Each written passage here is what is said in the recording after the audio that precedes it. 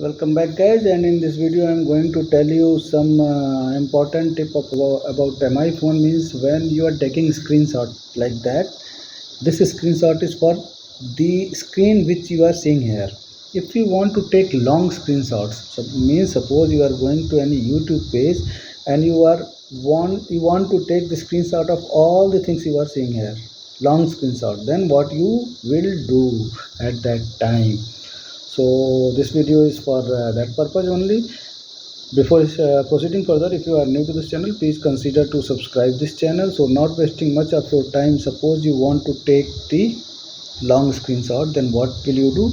Just tap it on, not tap it on, just scroll the three fingers and then scroll the three fingers and then put on scroll, tap on scroll, and then up to which page you want to take the screenshot, go below on that page, and then after reaching once there, just press done. Now the screenshot has come. You can see